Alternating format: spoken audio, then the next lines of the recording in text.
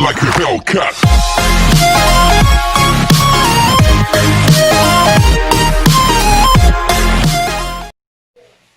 Hola, hola mis niños. Me da muchísimo gusto volver a saludarlos el día de hoy, miércoles 21 de octubre. Para comenzar con las clases del día de hoy, vamos a ver un recuento acerca de los temas que vamos a ver y las asignaturas que vamos a trabajar. Vamos a ver historia, donde veremos primero la historia y lo que pasó con la civilización maya. Después veremos matemáticas, en donde veremos la proporcionalidad. Para seguir con español, en donde vamos a ver los tipos de rimas.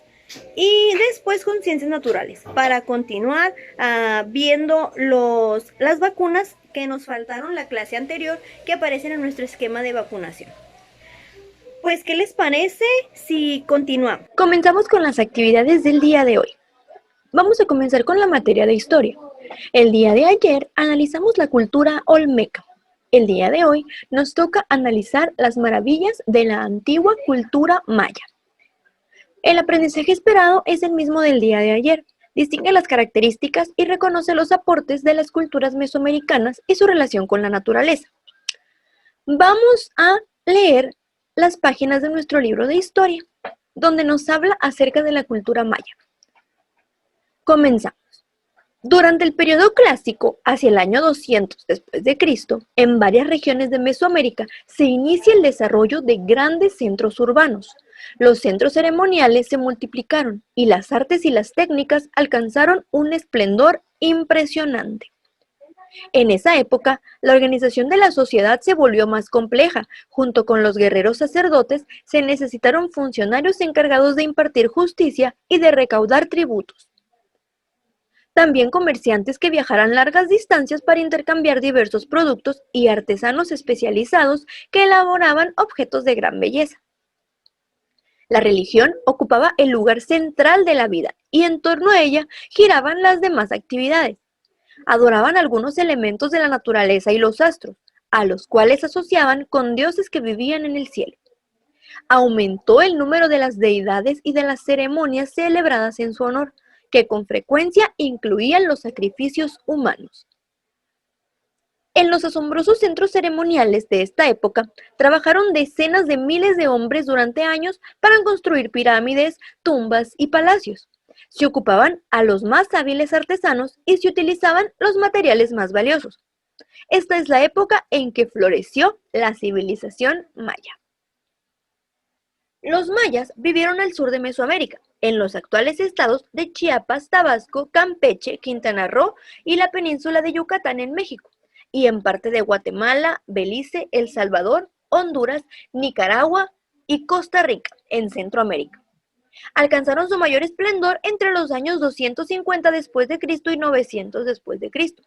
Gracias al perfeccionamiento técnico y científico, hicieron su agricultura más productiva y aprovecharon mejor los recursos naturales.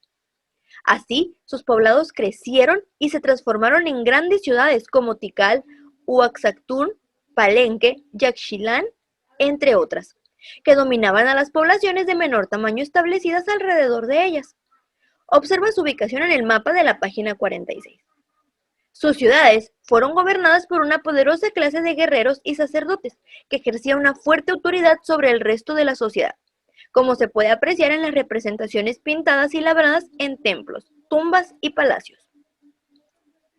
Las mujeres mayas destacaron en asuntos políticos, ya que en la sucesión de los gobernantes o señores se tomaban en cuenta el linaje de la madre. Muchas veces se hacían alianzas políticas mediante compromisos matrimoniales. Los mayas crearon un avanzado sistema de escritura que utilizaban para registrar las hazañas guerreras de los gobernantes, para contar el tiempo y con diversos propósitos religiosos. Fueron excelentes astrónomos, registraron fenómenos como los eclipses o el paso de los cometas a lo largo de muchos siglos. Con esta información, los mayas elaboraron un calendario muy preciso. Para realizar cálculos, los astrónomos mayas utilizaban símbolos numéricos para representar las unidades del 1 al 4 y los grupos de 5 unidades. Daban un valor a las cifras según su posición y utilizaban el cero, lo que permitía calcular grandes cantidades. Los mayas usaron una piedra caliza para elaborar basamentos piramidales, conocidos como pirámides. templos, plataformas, así como juegos de pelota. Las ciudades mayas se construyeron a partir de posiciones astronómicas relacionadas con el movimiento del Sol, la Luna y Venus. Contrario a lo que se pensó por mucho tiempo, los mayas fueron una cultura guerrera, es decir, la guerra entre ciudades fue una actividad continua, y con ella se aseguraba el poder de una ciudad sobre otras. Además, se capturaban prisioneros para ofrecerlos como sacrificio a los dioses. Esto también fue fundamental entre los mayas, ya que les permitió extender su influencia a regiones distantes de Mesoamérica. Muy bien, como alcanzamos a leer en las páginas de nuestro libro, nos podemos dar cuenta que la civilización maya fue una civilización demasiado trabajadora. Hicieron bastantes nuevas aportaciones a lo que en la actualidad estamos viviendo. ¿Qué les parece si vemos un video en donde se nos va a ampliar un poco más la información acerca de esta civilización? Vamos a verlo.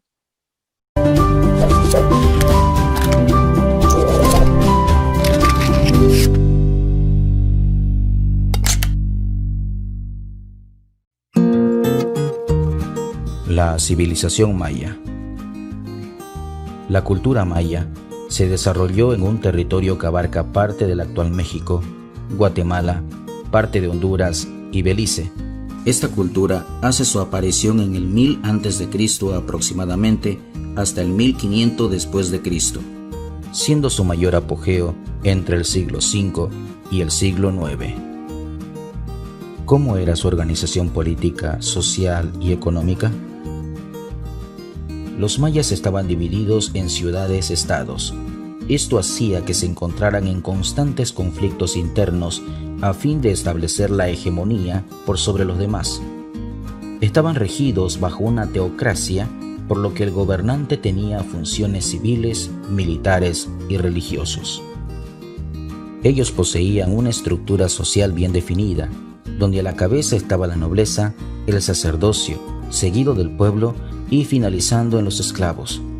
Su principal actividad económica era la agricultura. Cultivaban especialmente el maíz, que era la base de la dieta maya. Para ello, utilizaban el sistema llamado milpa, que consistía en el derribo de árboles, quemarlo junto a la maleza, para luego sembrar el grano y rotar los sitios de cultivo cada cierto año. Los mayas tenían gran cantidad de dioses, es decir, eran politeístas. Con el propósito de congraciarse con los dioses, los sacerdotes ofrecían ceremonias o pequeños sacrificios que en un principio consistían en alimentos o pequeños ornamentos, para luego introducir los sacrificios humanos. En el aspecto cultural, los mayas nos dejaron como legado avances en dos ciencias intelectuales muy importantes, la astronomía y las matemáticas. En base a las observaciones directas de la posición de los astros y la sucesión de los días y las noches, crearon el calendario solar con una duración de 365 días, casi con una precisión como los calendarios de la actualidad, pero tomando en cuenta que tenemos instrumentos de última tecnología para determinar esa exactitud.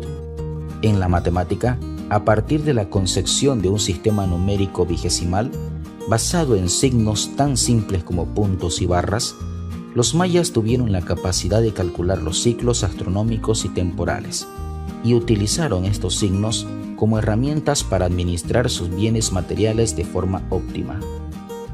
La trascendencia de la ciencia matemática de los mayas radica en la creación del cero, concepto que permaneció como una incógnita para otras culturas por varios siglos, por lo que sin duda los matemáticos mayas encabezaron el desarrollo intelectual de las culturas prehispánicas de Mesoamérica en el terreno de las ciencias exactas.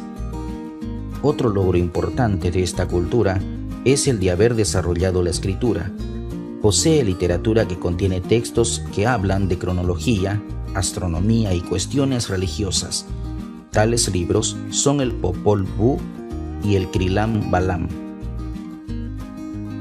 También lograron un notable desarrollo en el campo arquitectónico. Esto se puede presenciar por la perfección y majestuosidad de las ciudades y templos, entre ellos sobresalen Tikal, Palenque, Chichén Itzá y Copán. Para adornar esas ciudades, desarrollaron la escultura y la pintura, que en su gran mayoría tenían carácter religioso, a fin de exaltar la divinidad de los dioses.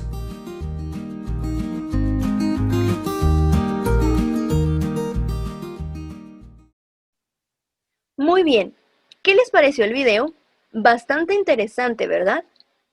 Ahora, lo que vamos a hacer es la tarea. Vamos a contestar las siguientes preguntas. ¿En qué parte habitaron los mayas? ¿En qué tiempo se desarrolló la civilización maya? ¿Qué actividades realizaban los mayas? ¿Por qué se piensa que desapareció la cultura maya? Estas 4 preguntitas las van a copiar en su cuaderno de historia y le van a poner fecha y el título Civilización Maya. Y cuando la tengan, me van a mandar una foto como evidencia. ¿Qué les parece si pasamos a la siguiente actividad? La siguiente materia del día de hoy es matemáticas. El día de ayer en matemáticas estuvimos viendo acerca de las multiplicaciones como forma para facilitar los problemas multiplicativos. El día de hoy nos toca ver acerca de la proporcionalidad. Vamos a ver que la proporcionalidad es una relación numérica entre dos magnitudes medibles. Dos magnitudes son proporcionales si cuando aumentamos o disminuimos una de ellas, la otra también aumenta o disminuye, de manera que la razón entre ellas se mantiene de la misma manera. Vamos a ver la siguiente receta. Receta de pastel de chocolate para 16 personas. Necesitamos 8 huevos, 120 gramos de mantequilla, 120 gramos de azúcar, 160 gramos de harina, 280 gramos de chocolate y 1000 mililitros de leche entera. ¿Qué cantidad de cada uno de estos ingredientes que acabo de mencionar se necesitaría para preparar un pastel de chocolate para 64 personas? ¿Cómo lo podemos calcular? Primero que nada, tenemos que hacer una tabla. Vamos a verla.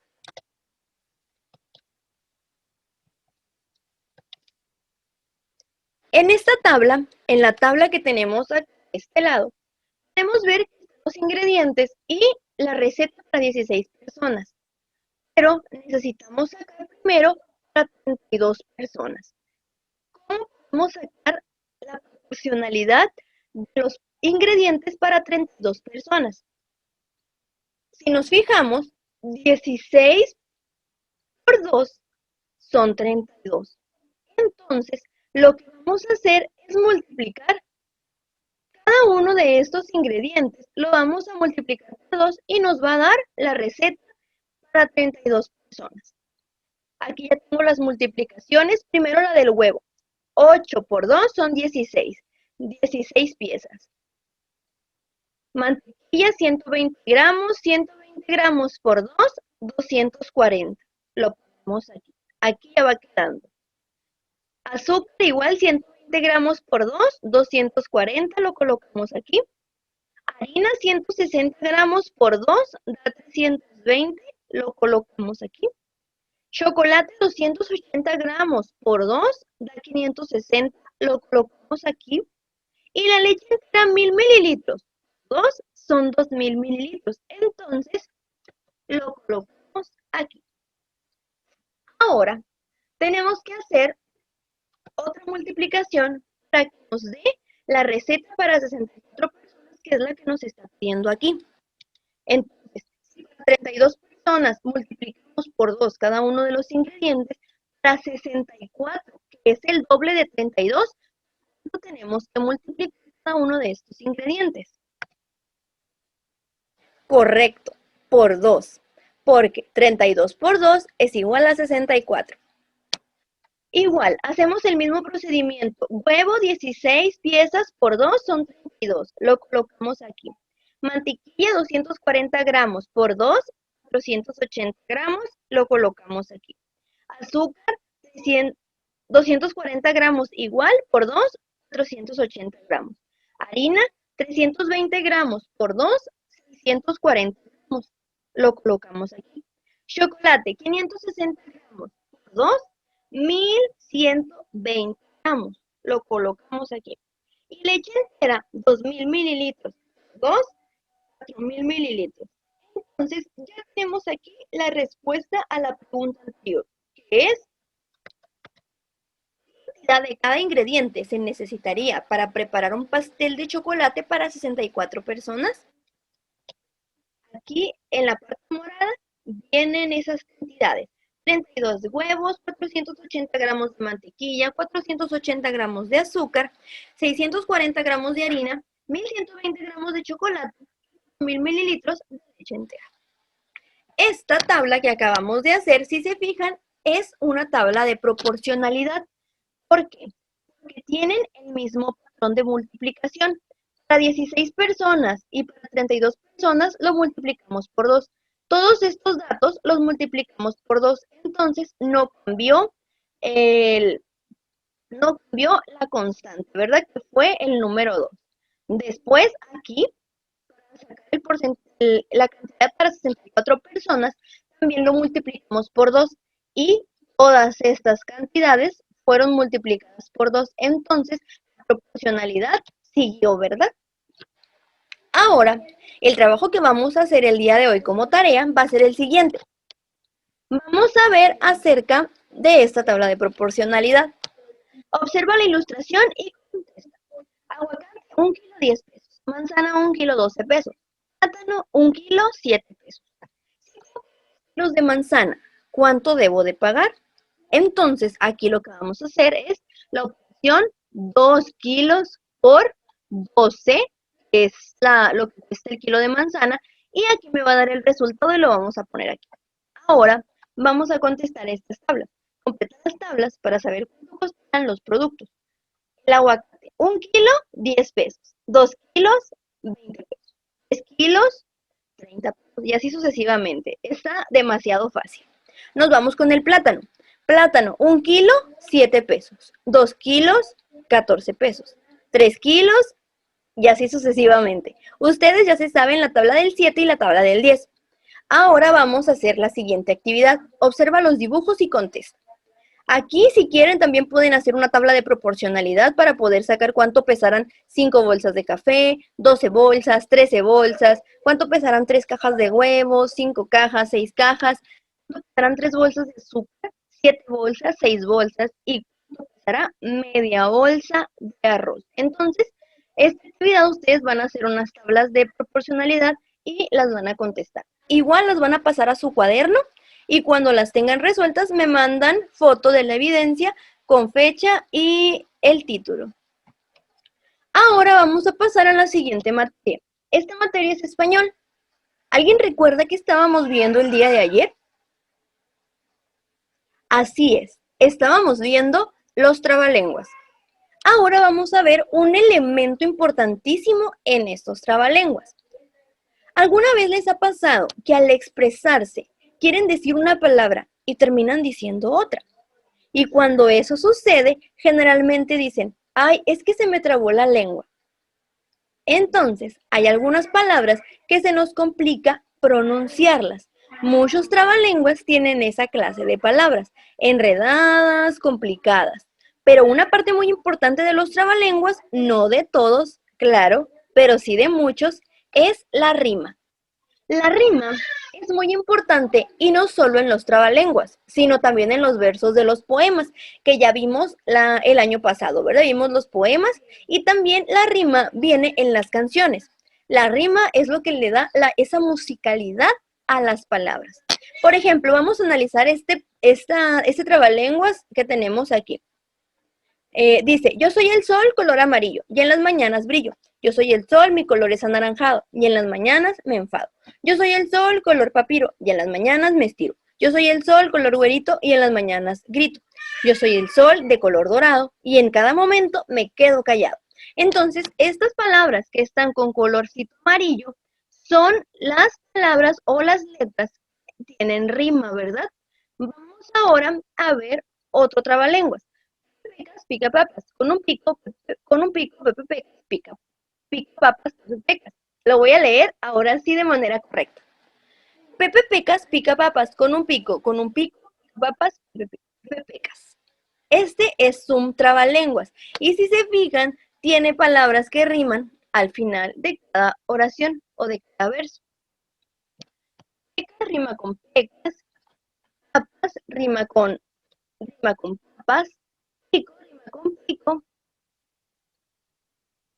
Ahora vamos a ver qué es la rima. La rima menciona que es la semejanza entre las terminaciones de los versos. Esta puede ser consonante o asonante.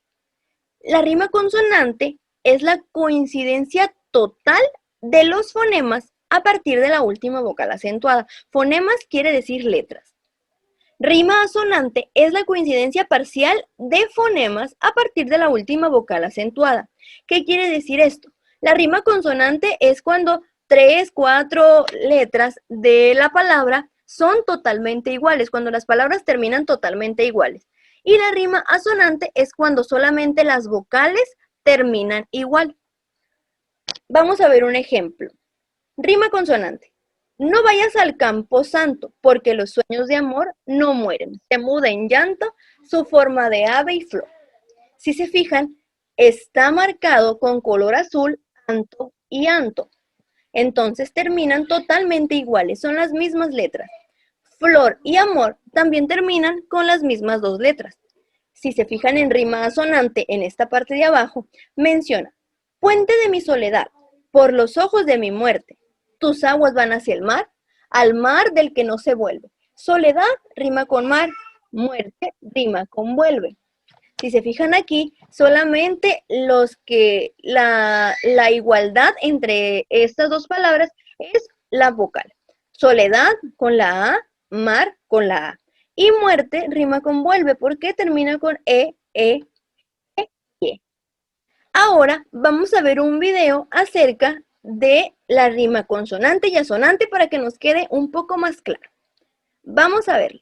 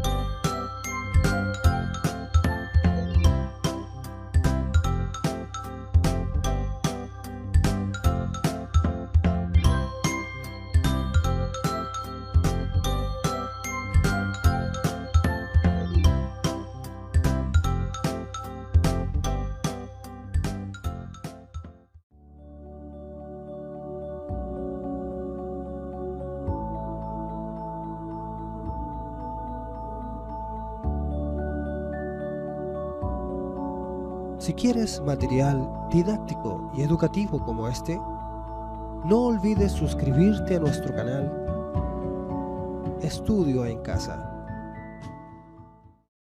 Listo. ¿Les quedó claro? Espero que sí. Ahora les voy a decir la tarea. Van a copiar esto que está aquí de donde está la niña, donde dice la rima es la semejanza entre las terminaciones de los versos, puede ser consonante o asonante, donde dice rima consonante, rima sonante, los ejemplos de rima consonante y rima sonante. Y la rima es asonante porque solo se repiten los sonidos vocálicos desde la última vocal acentuada.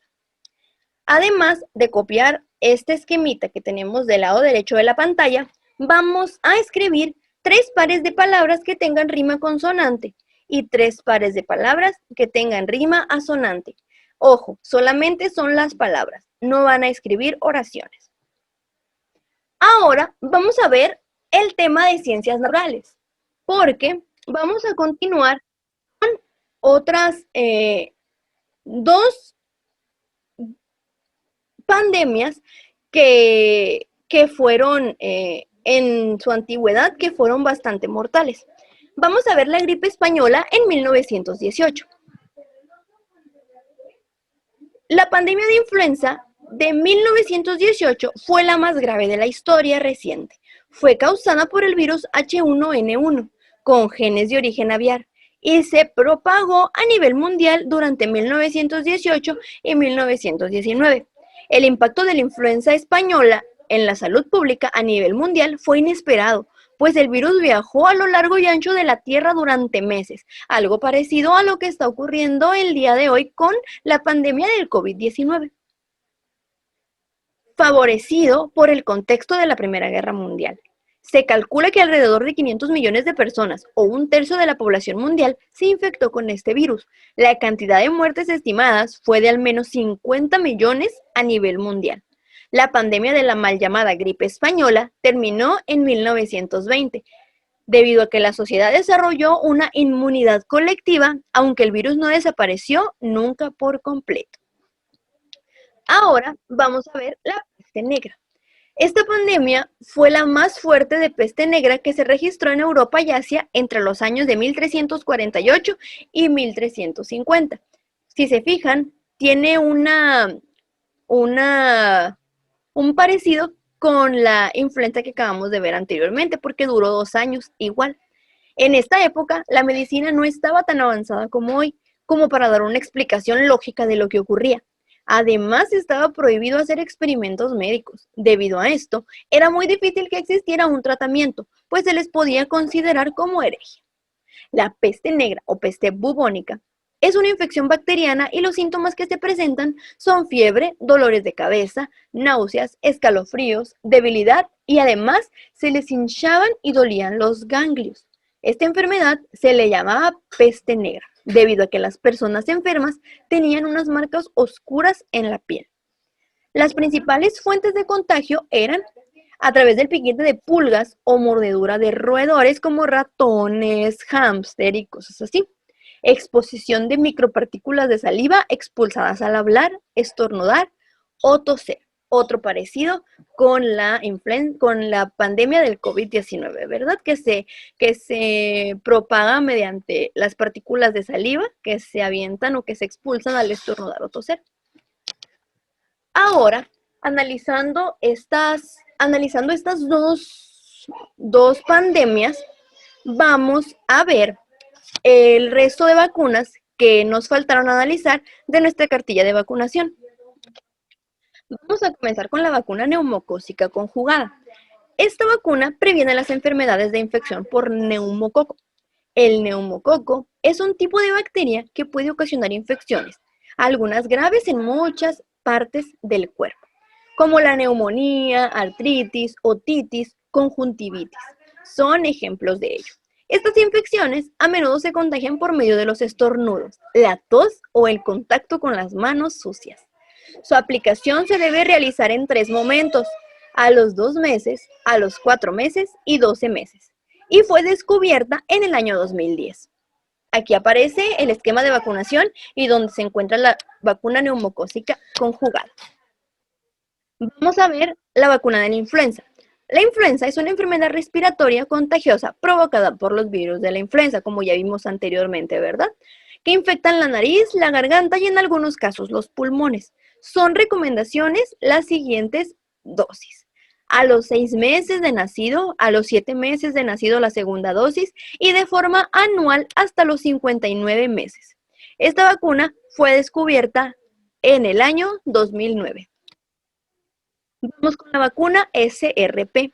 Esta vacuna previene el sarampión, rubiola y parotiditis. Vamos a ver cada una de estas 3 enfermedades. El sarampión es una enfermedad muy contagiosa. Los síntomas son tos, fiebre, lagrimeo, estornudos y pequeñas manchas de color rojo repartidas por todo el cuerpo. La vacuna fue descubierta en el año de 1963. La rubiola es el virus que provoca una erupción que hace aparecer pequeñas manchas rojas en la piel y el paladar, provocando dolor de cabeza, fiebre y congestión nasal. La vacuna fue descubierta en el año de 1970. Y la parotiditis produce inflamación de la parótida, la glándula salival más grande del cuerpo, situada cerca de la mandíbula. Entre los síntomas más comunes está la dificultad para tragar o el dolor. La vacuna fue descubierta en el año de 1967 y las dosis que se recomiendan para esta vacuna es al primer año y a los 6 años, además de las adicionales de la vacuna de sarampión y rubiola, que vienen en el esquema de vacunación. Vamos a ver ahora la vacuna del Sabin. Esta vacuna o polio Sabin es una vacuna utilizada en la infancia para prevenir la infección causada por los virus de la poliomielitis, tipo 1, tipo 2 y tipo 3. Esta vacuna contiene los virus en una forma viva y debilitada. Se recomiendan varias dosis. La vacuna fue descubierta en el año de 1962 y se aplica a niñas y niños de 6 meses a 5 años. Y vamos con la última vacuna del día de hoy. Vacuna del VPH, del virus del papiloma humano. Los virus del papiloma humano conforman un grupo de más de 150 virus. De estos, aproximadamente 35 se asocian con lesiones tanto benignas como malignas, las malignas como el cáncer. A las niñas de entre 9 y 14 años se les aplican 2 dosis. La segunda dosis se aplica a los 6 meses de haber sido aplicada la primera. Y esta vacuna fue descubierta en el año 2005. Ahora, la tarea que vamos a hacer va a ser la siguiente. Vamos a completar este cuadro que tenemos aquí con las vacunas que acabamos de analizar. Vamos a ver acerca de contra qué enfermedad es cada una de las vacunas, cómo se aplican, quiere decir a cuántas dosis se tienen que aplicar y el año en que se descubrió. Esta información, toda la información esta la acabamos de analizar anteriormente. Yo se las voy a mandar también en manera de imagen para que la puedan sacar de ahí. Muy bien, niños. Pues esto ha sido todo por el día de hoy, miércoles 21 de octubre. Nos estamos viendo el día de mañana. ¿Qué les parecieron las clases del día de hoy? Excelentes, ¿verdad? Pues no me queda más que darles las gracias por seguir estas transmisiones, estos videos de las clases que estamos viendo y sobre todo por echarle todas las ganas como lo han estado haciendo en lo que llevamos del ciclo escolar. Espero que les hayan gustado los temas del día de hoy y nos seguimos viendo en el resto de la semana. Like